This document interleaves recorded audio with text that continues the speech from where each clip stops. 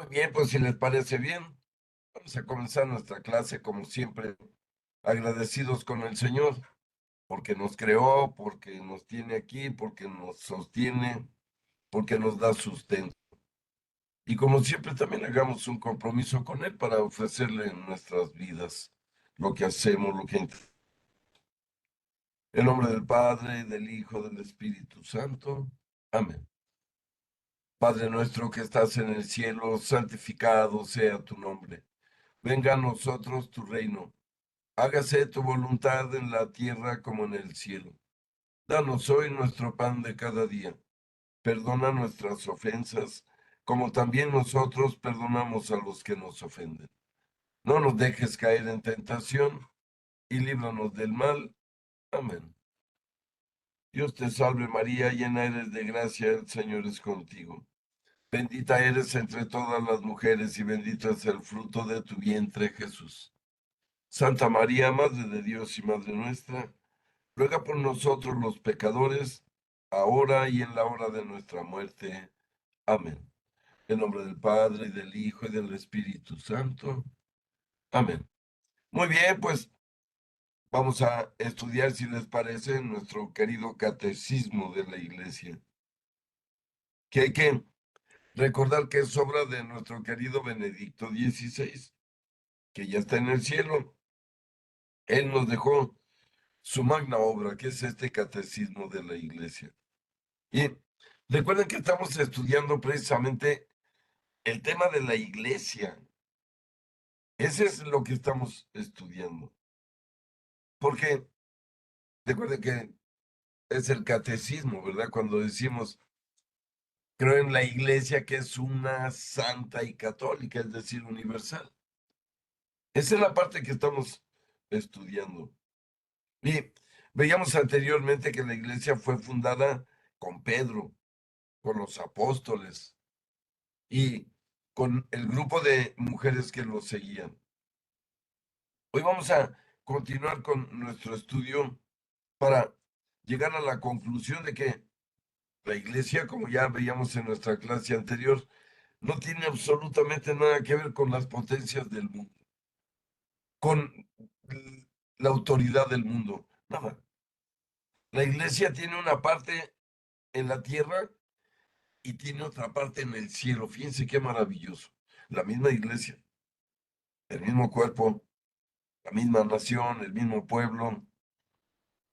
Les recuerdo aquí lo que llamamos en la iglesia la comunión de los santos. No sé si han oído hablar de esa palabra. ¿Qué quiere decir?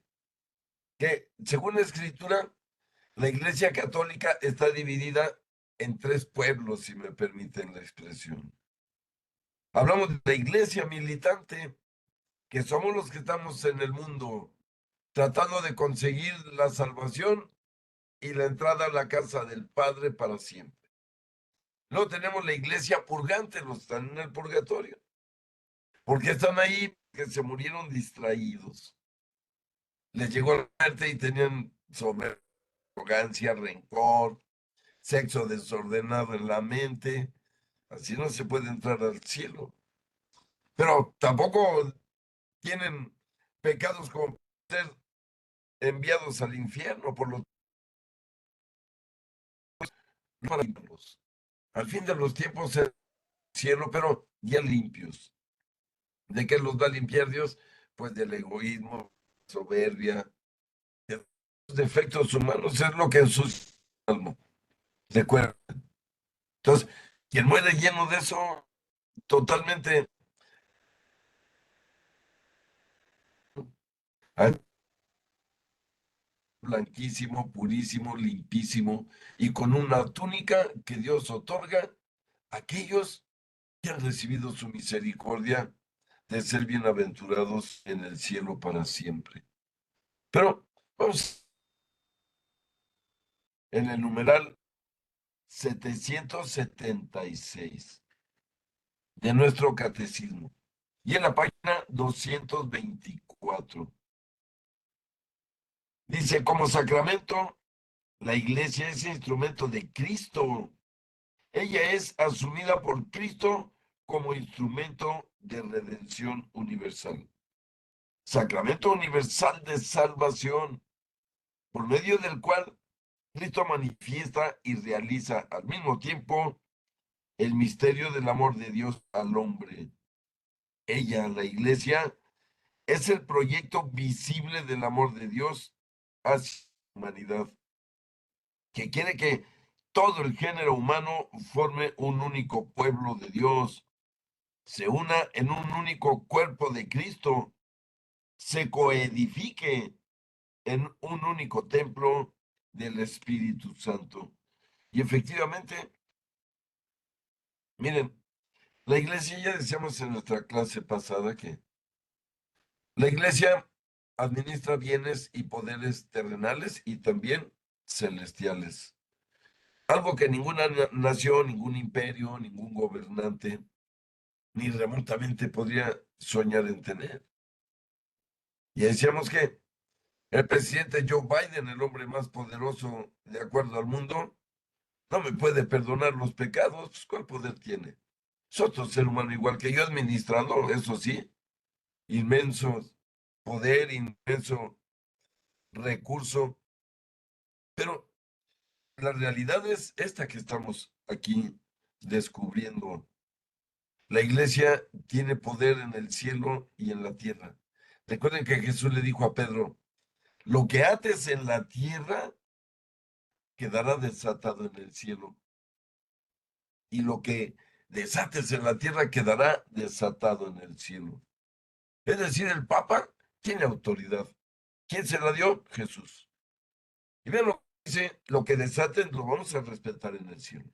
Y lo que ates lo vamos a respetar en el cielo. Y además le dijo algo importante, amigos, y el mal no podrá vencer a la iglesia nunca, jamás. Ay, miren, eso nos debe tener tranquilos. Miren, si el mal pudiera vencer a la iglesia, pues ya no estaríamos aquí, están de acuerdo conmigo. Pero el demonio no puede vencer a la iglesia. Nadie puede vencer a la iglesia porque está edificada por Dios nuestro Señor. De eso estamos hablando en este momento del catecismo. No es una obra humana, no es un país que evolucionó de grupos luchando en guerras intestinas. No, la iglesia es el pueblo de Dios fundado por Dios mismo aquí en el planeta. En el Antiguo Testamento fundó el pueblo de Dios con dos iraquíes, ya lo hemos dicho. Dos personas que nacieron en Irak, dieron origen a todos los judíos del planeta. Hablo de Abraham y Sara. De ellos vienen todos los judíos, todos los hebreos, todos los israelitas. Recuerden que Israel es el nombre de Jacob, es otro de sus nombres. ¿Por qué? Porque Dios se lo cambió.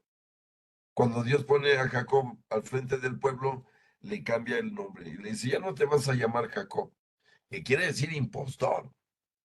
Digo, desde hoy te vas a llamar Israel. Se lo dijo Dios en persona, cara a cara.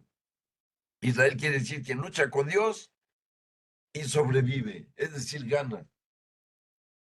Y ese es el pueblo de Israel, que se la pasa luchando y muchas veces contra sí mismo, como le ha pasado en los siglos pasados. Pero entendamos esto perfectamente, de que Cristo fundó la iglesia para que sea el instrumento de salvación. Es decir, fundó la iglesia con sus sacramentos, con sus jerarquías eclesiales, celestiales y populares, para que sea el instrumento de salvación de toda la humanidad. Que nadie diga, oye, pues yo no sabía dónde salvarme, ¿no? No, miren, yo creo que ahorita todos los seres humanos saben de la Iglesia Católica y que está en Roma y que la dirige un señor que se llama Francisco. Miren, amigos que están escuchando, ¿quién puede ignorar esto? Está comprobado que al Papa lo conoce todo el mundo, o sea, de oídas, de vistas, porque entendemos claramente que está en el lugar de Cristo. Si nos remontamos hace 2000 años, yo les preguntaría, ¿Cristo era conocido o no era conocido? Pues vean los evangelios. Era más que conocido. De un momento en adelante, cuando sabía la gente que se iba a presentar a predicar en algún lugar, se abarrotaba el lugar. Dios vino a ser conocido, no a actuar a escondidas en una cueva. Miren, lo digo porque, por ejemplo, los protestantes, que sus líderes dicen ser el verdadero Jesucristo en la tierra, ¿y qué creen? Nadie los conoce. Yo les hago una pregunta honesta y sincera. Y si me contestan en este momento, les regalo $1,000. Dije dólares. Me pasan una cuenta de su tarjeta y se los mando al rato. Si alguno de ustedes me dice cómo se llama el líder de los mormones, ¿quién es? O si no, miren, díganme cómo se llama el líder de los testigos de Jehová. Si me los dicen, les doy esa cantidad ahorita, ¿eh? No, ya después que tengan la oportunidad de ver en Google, no. Pero miren, ¿por qué no los conocemos? Porque son demonios. Ellos están liderando estas sectas para sacar la lana y vivir como reyes, como emperadores, mantenidos por toda la borregada que traen ahí. Nosotros no somos borregos, somos ovejas. Es muy diferente. El borrego se engorda para hacer carne y para comérselo. La oveja se mantiene para que dé lana, de leche, de crías. Muy diferente. Entonces, miren, la iglesia, repito, es el instrumento que puso Dios aquí en la tierra para quien quiera salvarse, voluntariamente.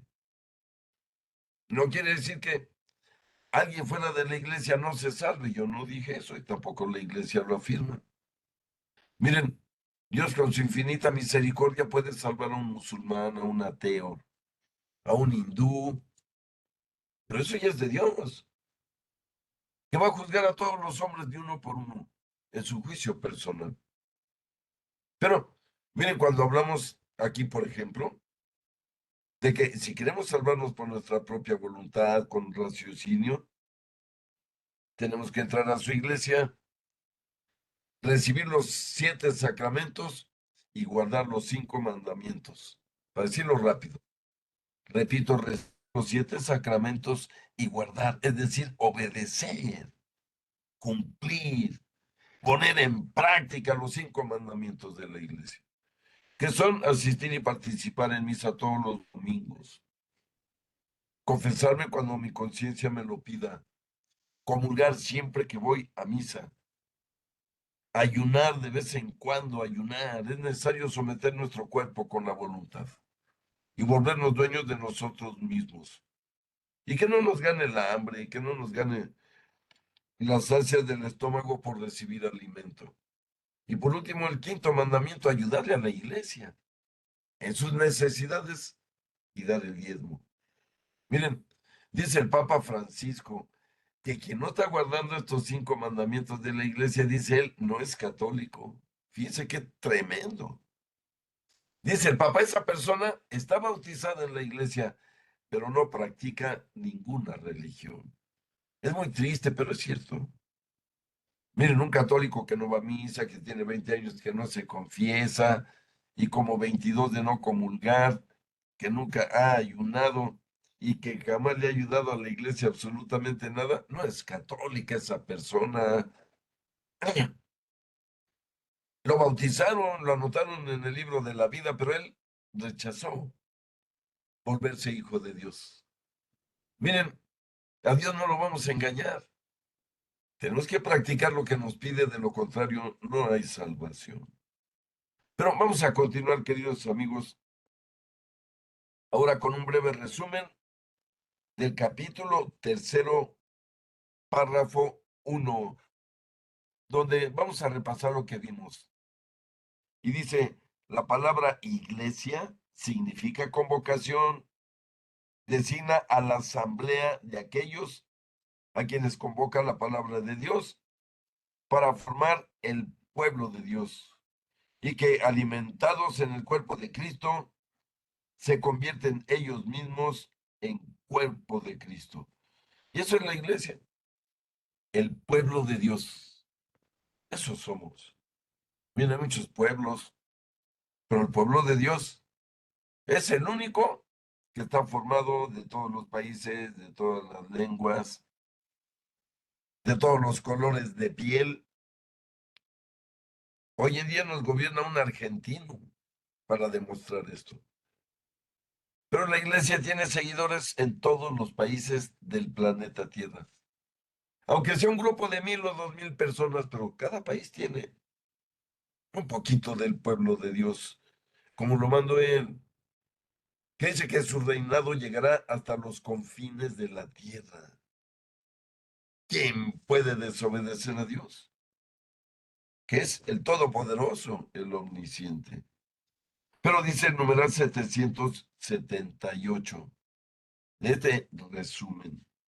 La iglesia es a la vez camino y término del designio de Dios, prefigurada en la creación, preparada en la antigua alianza, fundada por las palabras y las obras de Jesucristo, realizada por su cruz redentora y su resurrección. Se manifiesta como misterio de salvación por la efusión del Espíritu Santo. Quedará consumada en la gloria del cielo como asamblea de todos los redimidos de la tierra. Y esto es totalmente real. Porque, miren, hablamos de que el pueblo de Dios no puede ser vencido, ya lo decíamos. Triunfaremos, no importa qué. Miren, eso sí, cuesta sacrificio, cuesta sangre. Se calcula que solo en los primeros 300 siglos hubo 3 millones de mártires cristianos. Fíjense, los mató el Imperio Romano por ser cristianos, por no quitarse de esas ideas sectarias, decían los romanos. Y miren qué curioso. El Imperio Romano es historia. Por allá quedó, ya no existe hace 1,400 años. Perdón, 1,600 años prácticamente. Y la iglesia aquí seguimos, tan felices y campantes. Nadie puede negar nuestra autenticidad, nuestra larga vida. Miren, hay que recordar en este momento, es muy importante decirlo, no hay otra organización humana en este planeta, llámese país, religión, lo que quieran, que tenga 2,000 años ininterrumpidamente presente en la civilización humana. Me refiero con descendientes, ¿eh? ¿Qué me refiero? Nosotros tenemos a nuestro primer líder, que es Pedro, cuando vivió hace 2,000 años. Y entonces murió Pedro y lo siguió Lino, que era uno de sus secretarios particulares. Murió Lino y nombraron a Anacleto. Murió Anacleto y nombraron a Clemente. Estoy hablando de verdad, los papas en su orden. De hecho, Clemente era un discípulo de San Pablo. Fíjense qué interesante. Lo menciona la Sagrada Escritura. Pero miren, hoy en día es Francisco, que es el número 267 ininterrumpidamente. La otra organización humana más antigua que la Iglesia es el Imperio de Japón. Es decir, la descendencia del rey japonés. Ellos vienen en línea directa desde el año 800 aproximadamente, ininterrumpidamente. O sea, el rey actual, el emperador actual de Japón, viene de estas personas. Pero en la iglesia tenemos 2,000 años, con nuestra sucesión apostólica intacta. Mira, ahí está Francisco, insisto. A los líderes de las sectas no los conoce nadie, es señal de que no tienen nada que ver con Jesús. A Francisco lo conoce todo el mundo, a muchos les caerá gordo, lo rechazarán, dirán lo que quieran, pero lo conocen. Igualito que Jesús. Yo les preguntaría, ¿a poco Jesús convenció a todos? Y miren, si el Dios hombre no convenció a todos, nadie puede, nadie puede.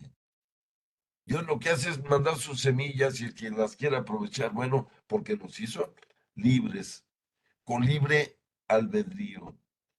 Pero dice el catecismo en su numeral 779, la iglesia es a la vez visible y espiritual, sociedad jerárquica y cuerpo místico de Cristo. Es una formada por un doble elemento humano y divino. Ahí está su misterio, que que solo la fe puede aceptar. Y en efecto,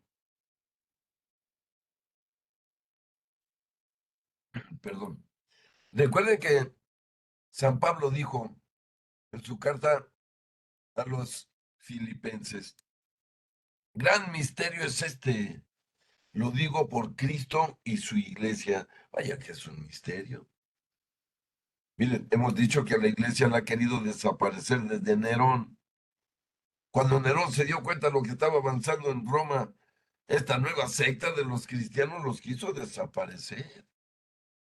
Están todos los elementos. Mandó incendiar Roma con tal de acabar con los cristianos, pues les echó la culpa para poderlos perseguir y aplastarlos. Miren, Nerón pensó que pues, los aplastaba y listo, desaparecerían. Pues no, aquí seguimos. Miren, más de decenas de emperadores, gobiernos han querido desaparecer a la iglesia en la historia, muchísimos, entre ellos Salarico, el rey de los hunos que quiso destruir Roma y Dios no se lo permitió. Y miren, tenemos casos de sobra, insisto, en la historia. Hasta Carlomagno se quiso adueñar de la iglesia. Él ordenar al papa y ordenar obispos. No, amigos, la iglesia no es de orden humano. Y miren, fue atacada desde siempre. Ya incluso en los tiempos modernos, la Revolución Francesa, en la que triunfaron los ateos, negaban a la iglesia, decía que Dios era un invento de los hombres. Cuando llegan al poder en Francia, estoy hablando de Robespierre, de Diderot, de Jacques Rousseau, los artífices de la cultura francesa atea. Y miren, Jacques Rousseau llegó a decir que en 30 años, estamos hablando de 1770 al 80, decía, dentro de unos 30, 40 años, decía este hombre francés ateo, la iglesia ya no va a existir. Va a desaparecer, decía, porque ya le deshicimos el truco. Fíjense lo que pensaban, que habían demostrado que la iglesia era un invento. Pobres. Miren, de ahí viene el término jacobista, de Jacobo Rousseau, no se han oído el término. ¿Qué es eso? Un jacobino, un jacobista, son los enemigos de la iglesia. Y miren, yo les pregunto, ¿dónde está la Revolución Francesa? En el basurero de la historia. Estos tiempos se quitaron un emperador Luis XVI y les cayó encima otro peor, Napoleón. Y con Napoleón regresaron a lo que habían querido evitar. Miren, la famosa ilustración hasta ahí llegó. Pero luego llegó, recuerden, Engels y Marx con su comunismo, diciendo que Dios era un invento a través de los hombres y que el hombre debería dedicarse a sus propios esfuerzos y no pensar en alguien que no existe para ayudarlo a resolverlos, fíjense. Y miren, recuerden que el comunismo logró muchas cosas.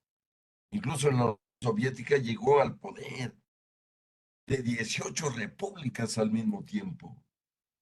¿Y cuál fue el resultado del comunismo, amigos? Muerte, desolación, pobreza generalizada y dictadura, siempre. Dictadura cruel, ¿eh? Miren, ya desapareció la Unión Soviética. O sea, no entiende el mundo que la iglesia es superior a todo eso. Y nosotros aquí seguimos. Por último, les recuerdo, porque no debemos dejar pasar por alto, que en México, Plutarco Elías Calles y Álvaro Obregón pensaron que podían eliminar a la Iglesia de México. Ya lo habían hecho en Sonora, los dos fueron gobernadores de Sonora. Y siendo gobernadores, expulsaron a todos los sacerdotes de su territorio. Ahí se lo lograron, por si no sabían. Cuando llegan al poder central en México, dijeron, vamos a hacer lo mismo y tómala.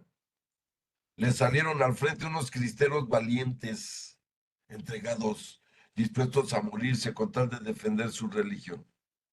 Y gracias a ellos, aquí estoy yo dándoles la clase. Miren, fue un puñado de cristeros que venció al ejército mexicano de más 400,000 soldados bien equipados. ¿Cómo se logró eso? Pues por Dios. La iglesia no puede ser vencida por el mundo, por favor, que nos quede bien claro. El mundo no puede vencer a la iglesia, es imposible. Pero continuemos en el numeral 780. La iglesia es, en este mundo, el sacramento de la salvación, el signo y el instrumento de la comunión con Dios y entre los hombres. La iglesia es pueblo de Dios, cuerpo de Cristo y templo del Espíritu Santo. Miren, aquí es donde hablamos que la iglesia no es solo terrenal, de lo que nos dice el catecismo, la iglesia es pueblo de Dios. Un misterio es el cuerpo de Cristo, más misterio todavía. Miren, ¿quién puede vencer al cuerpo de Dios? Hombre. Pero va más allá de, de lo físico y cae en la metafísica. Recuerden que la palabra metafísica quiere decir lo que hay más allá del mundo físico. Por eso, cuando decimos que la iglesia es el cuerpo místico de Cristo, es metafísica, pero es cierto, es real, es verdadero. Bien, si lo ponemos biológicamente, cada uno de nosotros somos una célula en ese cuerpo de la iglesia universal. ¿Y qué nos alimenta? La sangre de nuestro creador, de nuestro corazón. Si ponemos eso, si somos parte del cuerpo. Recuerden que la sangre es la que lleva el alimento a todas las células de todo un ser humano y de cualquier animal que tenga sangre. Que la bombea el corazón y la llena de oxígeno los pulmones, y el oxígeno es el alimento de todas las células. La sangre recorre hasta el dedo gordo, dejando oxígeno alimentar a todas las células. Y regresa ya sin oxígeno, que le llamamos linfa, que son las venitas azules, que a veces vemos en los diagramas. O sea, así es la iglesia. Somos el cuerpo místico de Cristo. Como célula de quien me alimento de la sangre de Cristo y de su cuerpo, es lo que como, es verdadera comida y verdadera bebida. Aunque se les haga chocante a muchos, nosotros debemos creerlo. Quien come mi carne y bebe mi sangre tiene vida eterna, dice nuestro Creador. Eso es metafísico. Recuerden que muchos ya no siguieron a Jesús cuando habló de la Eucaristía. De hecho, dijeron, ya se volvió loco. Ya no sabe ni lo que está diciendo. Nos está pidiendo que nos comamos su carne, ni que fuéramos antropófagos. Fíjense cómo lo pensaron. Si no somos, perdón lo que voy a decir, pigmeos, ¿verdad? Para comernos unos a otros. No entendieron. No entendieron que la carne y la sangre de Jesús son la vida eterna, porque de allá vino Jesús. Recuerden que Jesús no fue creado, solo fue engendrado. Lo decimos en el engendrado, no creado. Porque si Jesús hubiera sido creado, entonces no puede ser Dios. Solo fue engendrado en María para manifestarse como hombre. Eso sí. Pero, y también miren, también la iglesia es el templo del Espíritu Santo. Es otro misterio de la iglesia. La iglesia custodia el poder de Dios, su amor, sus sacramentos, sus mandamientos. Solo la iglesia tiene todo eso en su poder, en su seno. Lo voy a expresar de una manera sencilla. Cuando vivía nuestro Señor, recuerden que a la que hablaba decía, yo soy el camino, la verdad y la vida. Y nadie puede ir al Padre sino a través de mí. Por eso también dijo, yo soy la puerta de las ovejas. Nadie puede entrar al cielo si no es a través de mí la puerta. De eso estamos hablando. Y entonces el Señor nos manifiesta que la iglesia es su misericordia en el mundo, para que todo aquel que quiera salvarse se salve voluntariamente. Insistimos, voluntariamente. Porque, por ejemplo, decíamos que se puede salvar un hindú, se puede salvar un ateo, sí, pero los va a juzgar Dios a ellos solo por sus actos humanos. Fue buena persona, se va a salvar. Fue mala persona, se va a... Ni una ni otra, pues también va a ir a pagar sus culpas al purgatorio. No hay más. Eso es de lo que estamos hablando. Ya hablábamos de la comunión de los santos, somos la misma iglesia. Pero vamos a continuar, queridos amigos, en este asunto. La iglesia, pueblo de Dios, cuerpo de Cristo y templo del Espíritu Santo. Miren, les decía, Pablo habla de los que se van a salvar sin la iglesia, que seguramente son muchos. Sí, dice, quien sin la ley vivió, sin la ley será juzgado. Dice San Pablo en su carta a los Romanos capítulo 2. Quien sin la ley vivió en el mundo, será juzgado sin la ley. Es decir, un musulmán, un ateo, un hinduista, que no conocieron los mandamientos, los sacramentos, pues ¿cómo los van a cumplir? Es imposible. A ellos Dios los va a juzgar únicamente por su humanidad, por sus hechos. Pero los que decidimos ser iglesia para salvarnos por nuestra propia voluntad, tenemos que enfrentar la responsabilidad. Yo no puedo morirme y ser juzgado como quien no tuvo evangelizaciones.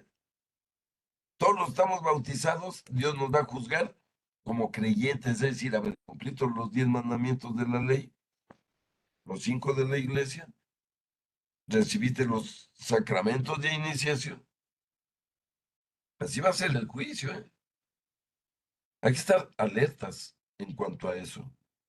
Que mucha gente cree que la salvación va a ser universal, generalizada, fácil, al primer intento, y eso son mentiras muy peligrosas para el alma.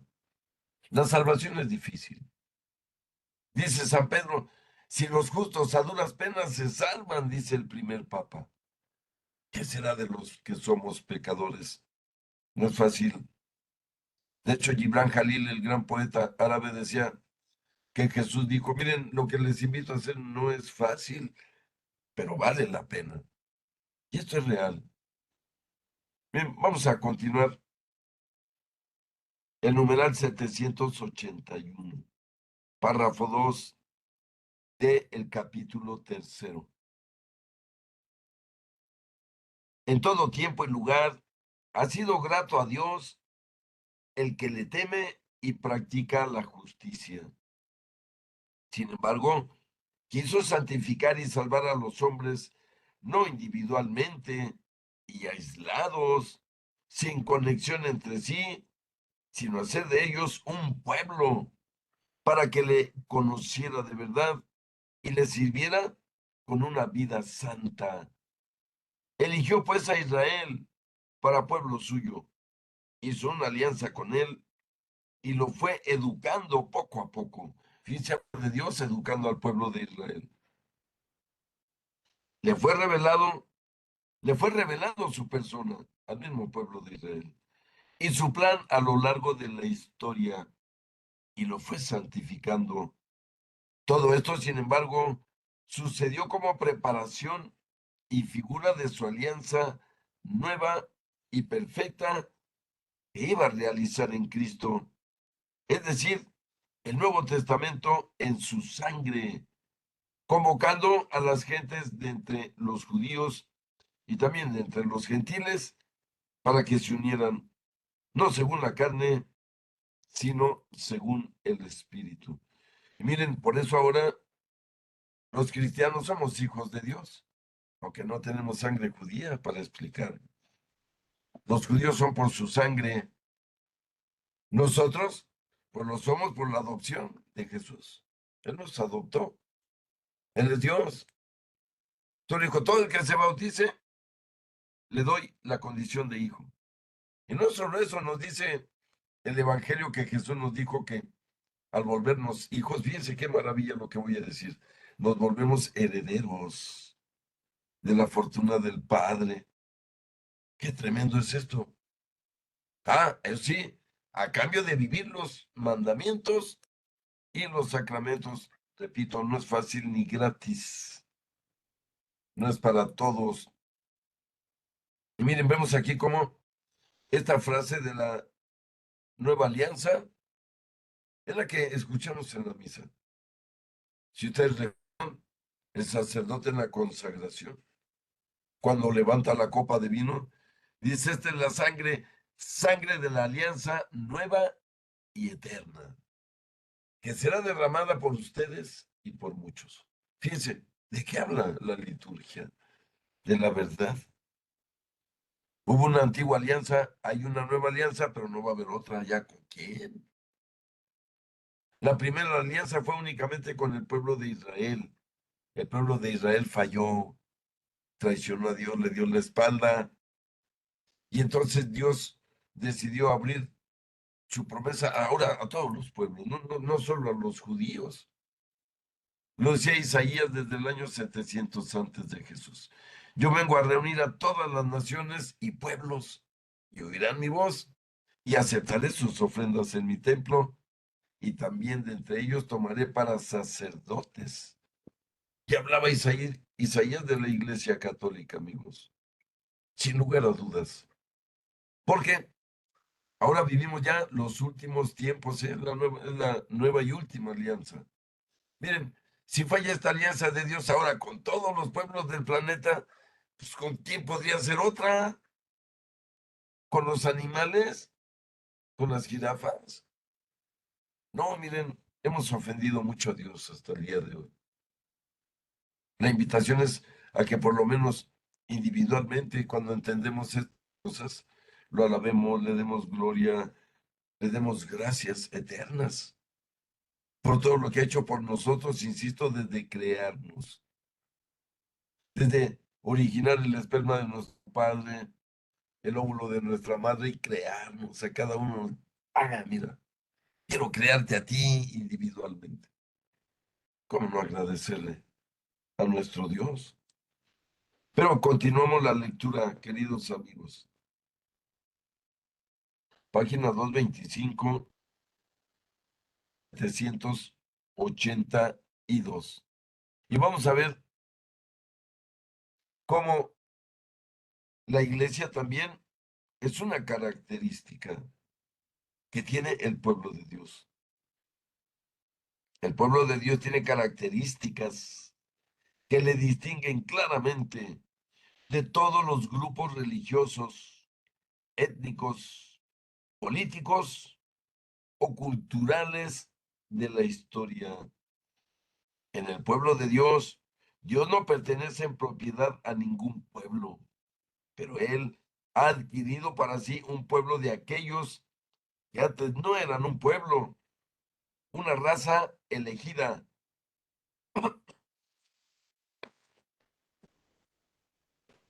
perdón, una raza elegida, un sacerdocio real, una nación santa. Y miren, la imagen que tienen ahí es una de miles de reuniones que ha habido en la plaza de San Pedro. Y ahí podrán ver una muchedumbre. Y yo les preguntaría de qué países son todos los que están ahí. ¿Son por los italianos? Claro que no. Ahí hay personas seguramente en esta foto de muchísimos países del mundo. Porque ese es el misterio de la iglesia, que es universal. Recuerden que eso quiere decir la palabra católico, universal. Es decir, de todos los pueblos, de todas las lenguas, de todos los colores de piel. Pero sigue diciendo este numeral 782. Se llega a ser miembro de este cuerpo no por el nacimiento físico, sino por el nacimiento de arriba, del agua y del espíritu, como lo dice San Juan capítulo 3, versículos del 3 al 5. Es decir, por la fe en Cristo y el bautismo. Miren, ahora nos hacemos miembros de la iglesia por el bautismo. Recuerden que en la antigua alianza se hacían miembros del pueblo con la circuncisión. Antes era la sangre el pacto. Fíjense, oye, el pacto es el agua. Y el agua para la sangre, sin duda. El tomar valioso de la creación es el agua, sin duda. Por lo que entendemos claramente que la obra de Dios se lleva a cabo en este planeta de acuerdo a sus instrucciones. Miren, repito, ya tenemos 2000 años aquí y muchos la han querido destruir. Incluso Osama Bin Laden pensaba destruir esta basílica que están viendo. El que destruyó las Torres Gemelas, que destruyó el Pentágono. ¿Y saben cuándo pudo tocarla? Nunca. Quiero decirles que esta basílica que ven la han querido destruir muchos seres humanos desde que quedó terminadita en 1616. Fíjense, es decir, tiene ya más de 400 años ahí donde la ven. Imagínense cuántos enemigos de la iglesia la quisieron destruir. Y pues no, ahí está, ni un rozón de bala. Y eso que Italia perdió las dos guerras mundiales en las que participó. Es muy impresionante entender esto. Italia, donde está Roma, perdió las dos guerras. Y mire, Roma quedó destruida completamente por los bombardeos. Y este templo de Dios, ni nadie se atrevió ni siquiera a tocarlo. Somos el pueblo de Dios, ¿eh? Nadie nos puede hacer daño. Sí nos pueden lastimar, sí nos pueden herir, pero daño no. Pero miren, vamos a continuar. Dice, este pueblo tiene por cabeza a Jesús, el Cristo, que ya decíamos que quiere decir ungido, que es lo mismo que Mesías. Porque la misma unción, el Espíritu Santo, fluye desde la cabeza al cuerpo. Es el pueblo mesiánico. Eso somos, amigos. En realidad, somos el pueblo del Mesías anunciado desde el libro del Génesis. Y luego en el Éxodo y luego en todos los profetas. La identidad de este pueblo es la dignidad y la libertad de los hijos de Dios, en cuyos corazones habita el Espíritu Santo como en un templo. Recuerden que dice que nuestro cuerpo es templo del Espíritu Santo. Por eso dice, ¿cómo voy a hacer con el templo del Espíritu Santo un instrumento para pecar? Hablando ahí de muchos pecados humanos que se cometen con el mismo cuerpo con el que se bendice a Dios. Es como si con mis manos me persigno, pero con mis manos golpeo. Esa es la contradicción. Eso no lo tenemos permitido los creyentes. Y sigue hablando de la iglesia, dice, su ley es el mandamiento nuevo, amar como el mismo Cristo mismo nos amó. Esta es la ley nueva del Espíritu Santo. Su misión es ser la sal de la tierra y la luz del mundo, y eso es la iglesia, es de verdad.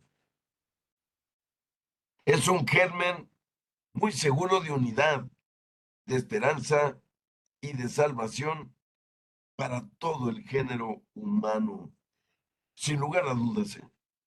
Su destino es el reino de Dios, que él mismo comenzó en este mundo, que ha de ser extendido hasta que él mismo lo lleve también a su perfección.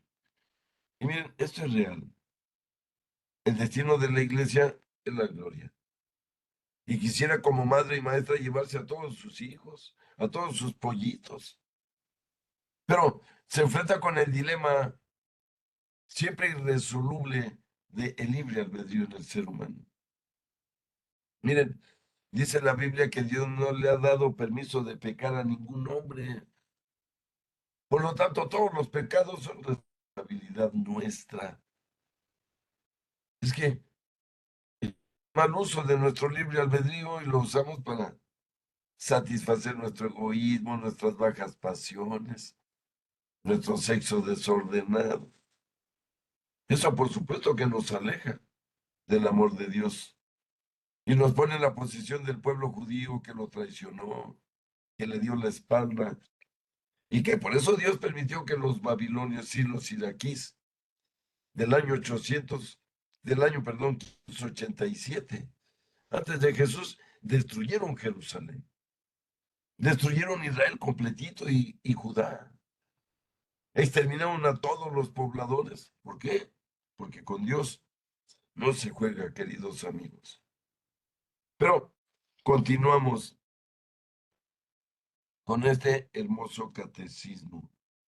Numeral 783. Jesucristo es aquel a quien el Padre ha ungido en el Espíritu Santo y lo ha constituido sacerdote, profeta y rey.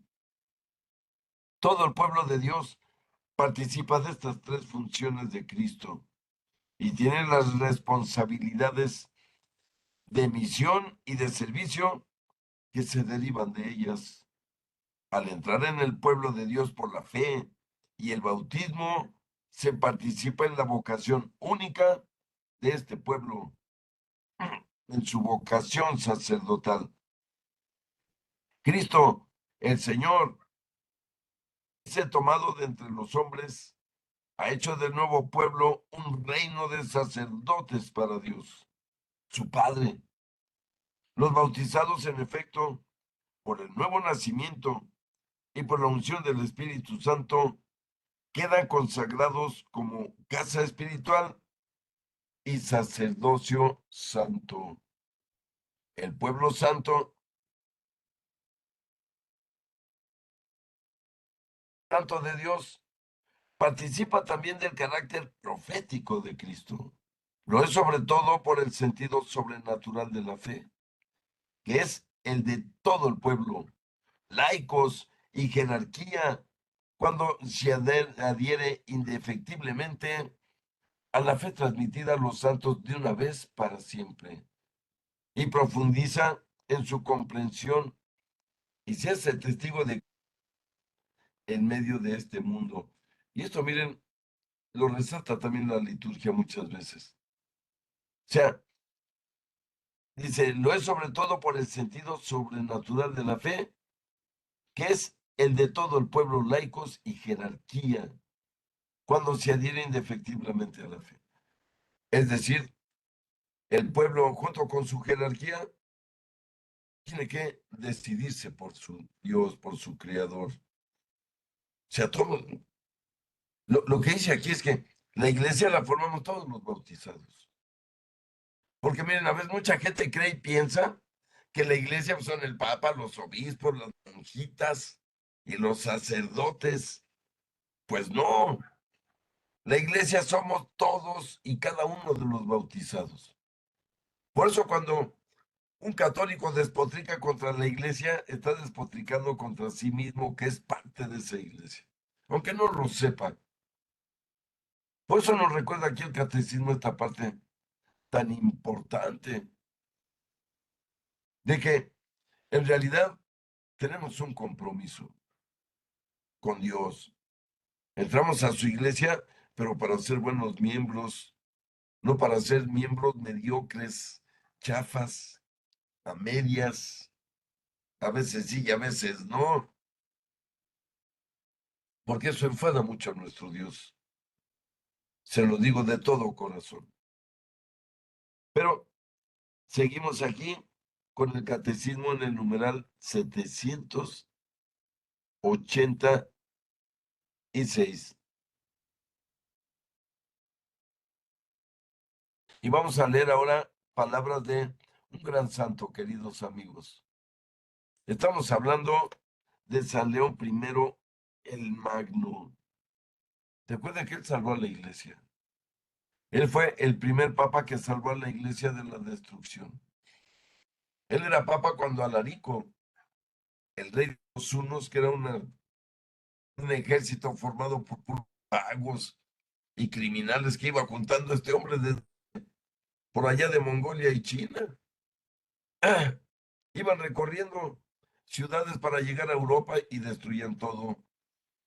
Invadían todas las ciudades, violaban a las mujeres, saqueaban todo lo que podían. Y un día decidió este Alarico, que también se le llama Áquila o Aquila, destruir Roma, ir por las riquezas. Miren, este papa que están viendo le salió al frente a este rey totalmente vándalo, que no tenía orden, no tenía disciplina con sus tropas, simplemente los dejaba robar, saquear, violar. Imagínense el pánico de las ciudades donde iban a llegar. El Papa León primero, arropado por el Espíritu Santo y con el valor de Cristo en su interior, salió de Roma para enfrentarnos lejos de la ciudad antes de que le hicieran daño. Y lo convenció, fíjense, lo convenció de que él representaba a Dios verdadero y que por favor no se metiera, sobre todo con la catedral, sobre todo con la casa de Dios, que es la catedral de San Pedro. Y miren, logró convencerlo. Lástima para el norte de Europa y Francia porque se fue a destruir todo aquello y arrasó todas esas ciudades. Pero un día le dijeron, oye, qué tonto fuiste, debiste haber ido a Roma, es donde más dinero hay, donde más poder hay, donde más arte hay, y convencen a este alco y decide, me engañó el viejecito ese, y decide regresar a Roma para destruirla y saquearla. ¿Y qué creen que pasa, amigos? Que casi cuando dice, vamos hacia Roma, cayó muerto fulminantemente.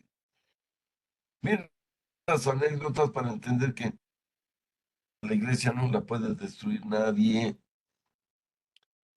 Lo decían en el catecismo. Ni los católicos podemos destruir a la iglesia desde adentro. Fíjense lo que dijo este papa. Siempre hemos tenido traidores, enemigos de la propia iglesia adentro, en la panza.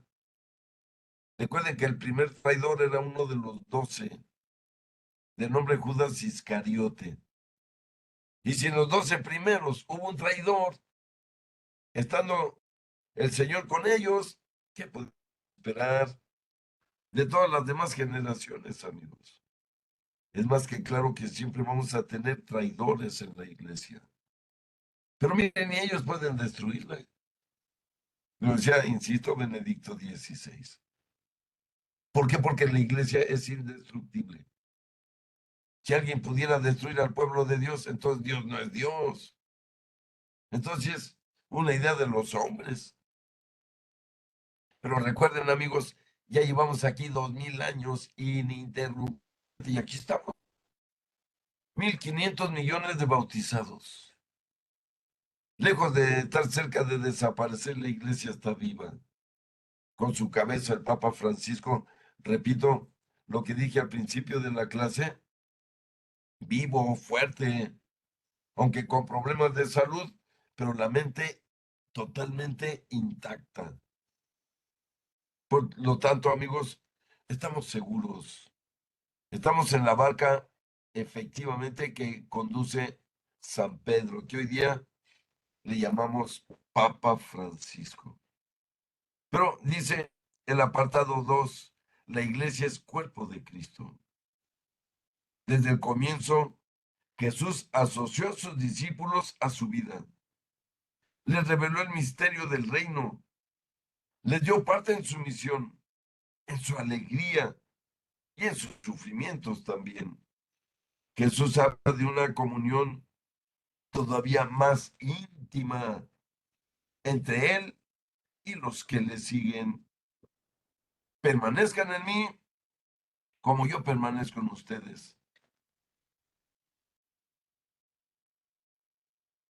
Yo soy la vid y ustedes los sarmientos. Como dice San Juan en el capítulo 15, versículos 4 y 5. Anuncia una comunión misteriosa y real entre su propio cuerpo y el nuestro. quien come mi carne y bebe mi sangre, permanece en mí y yo en él. Y miren, aquí entendemos claramente que por eso Jesús utilizaba parábolas, precisamente por eso. ¿Por qué? Miren, esta parábola de la vid dice, yo la vid, ustedes son los sarmientos. Recuerden ustedes que la vid es una planta. Jesús había puesto el ejemplo de la iglesia como un matrimonio, como un edificio, como un rebaño. Pero aquí en esta parte del Evangelio de San Juan pone a la iglesia como una planta, fíjense, como una planta. Es decir, un solo ser, donde la planta tiene raíces, tronco, ramas, hojas, flores, fruto. Pero miren, por eso Jesús dice, yo soy la vid verdadera, o sea, él es la raíz, el tronco. Y luego tenemos las ramas, que son los grandes santos, que son los grandes papas, que aunque son pocos, los hay. Y luego tenemos las ramitas más chiquitas, que son más santos. Y entre las ramas grandes tenemos a los mártires. Pero lo que tiene la hojita de la vid, que no es más que la planta de las uvas, tiene hojitas. Y miren, ojalá fuéramos una hojita de la vid para entender esta parábola de Jesús. En una planta no hay un elemento ahí de adorno, de más. Es que por eso Jesús, insisto, pone estas parábolas. Miren, en la planta necesitamos de la raíz es la que absorbe el alimento, el agua. Y luego el tronco fundamental para transportar todo el alimento tomado de la tierra, la misma planta. Cada elemento tiene misión diferente. Y luego vienen las ramas que distribuyen a todo el crecimiento y cuerpo de la planta todos los nutrientes que vienen desde la raíz, pasan por el tronco, por las ramas grandes, las ramas más pequeñas. Y luego, ¿qué hacen las ramas? Producen hojas. Y miren, ¿cuál es el trabajo de las hojas en una planta? Realizar la fotosíntesis, no sé si se acuerdan. La hojita recibe la luz del sol y lo que viene como agua lo transforma en clorofila, que es, por así decirlo, la sangre de las plantas, lo que les da vida. Por lo tanto, amigos, todas las hojas de un árbol tienen una misión, una función. Por eso Jesús puso este ejemplo. Nadie estamos de balde en la iglesia. Si somos hojitas, hay que hacer nuestro trabajo. Y no estar ahí de adorno, ¿verdad? Nomás esperando secarse con el sol. Todos los que formamos parte de la vid tenemos un trabajo que realizar, una misión que llevar a cabo, para agradar a Dios, si es que queremos eso. Pero sigo leyendo por último el numeral número 788. Cuando fueron privados los discípulos de su presencia visible, ¿se acuerdan cuando Jesús ascendió a los cielos? Que ya no lo vieron más, dice la Biblia. Jesús no los dejó huérfanos, les prometió quedarse con ellos hasta el fin de los tiempos. Les envió su espíritu. Por eso, la comunión con Jesús se hizo en cierto modo más intensa por la comunión de su espíritu. A sus hermanos reunidos de todos los pueblos, Cristo los constituye místicamente en su cuerpo. La comparación de la iglesia con el cuerpo arroja un rayo de luz sobre la relación íntima entre la iglesia y Cristo. No está solamente reunida en torno a Él, siempre está unificada en Él, en su cuerpo. Tres aspectos de la iglesia, cuerpo de Cristo, se han de resaltar más específicamente. la unidad de todos los miembros entre sí por su unión con Cristo. Cristo, cabeza del cuerpo, y la iglesia, esposa de Cristo. Y hablamos, son parábolas, son misterios. Y eso es la iglesia, el cuerpo de Cristo, la esposa de Cristo, fíjense. Es real. Ya lo leímos, pero, queridos amigos, por hoy se nos ha terminado el tiempo. No me queda más que agradecerles de todo corazón asistir, por tomarse el tiempo de preparar su mente con cosas de Dios para poder agradarlo mejor. No me queda más que agradecerles. Los quiero mucho y los espero la próxima. Entonces, muchísimas gracias a todos ustedes. Perdón, vamos a hacer nuestra oración, discúlpenme, ¿eh? Vamos a agradecerle a Dios. Ya me iba erróneamente. Vamos a, como siempre lo decimos, todo el corazón de agradecimiento por lo que nos cuida, por lo que nos protege, todo lo que nos ha dado, vida, dignidad, familia, vestido, sustento. Pero deseamos que a Dios le gusta que hagamos tratos. También hay que ofrecerle, si están de acuerdo conmigo, todo lo que hacemos, que sea para bien, todo lo que pensamos, que sea para su agrado. En nombre del Padre, del Hijo, del Espíritu Santo. Padre nuestro que estás en el cielo, santificado sea tu nombre. Venga a nosotros tu reino. Hágase tu voluntad en la tierra como en el cielo. Danos hoy nuestro pan de cada día. Perdona nuestras ofensas, como también nosotros perdonamos a los que nos ofenden. No nos dejes caer en tentación y líbranos del mal. Amén. Dios te salve María, llena eres de gracia, el Señor es contigo. Eres entre todas las mujeres y bendito es el fruto de tu vientre, Jesús. Santa María, Madre de Dios y Madre nuestra, ruega por nosotros los pecadores, ahora y en la hora de nuestra muerte. Amén. Dulce Madre, no te alejes, tu vista de nosotros no apartes. Ven con nosotros a todas partes y solo nunca nos dejes. Ya que nos proteges tanto como verdadera Madre, haz que nos bendiga el Padre, el Hijo y el Espíritu Santo. Amén. Ahora sí, muchas gracias a todos. Dios los bendiga, los cuide y los libre de todo mal. Los espero el próximo martes. Muchas gracias. Muchas Gracias, gracias. Buenas maestro. noches, Jaime. Buenas noches a todos. Bendiciones a sus familias. Buenas noches. Gracias. Gracias, también para maestro. Gracias, Buenas Jaime. noches Bye. a todos.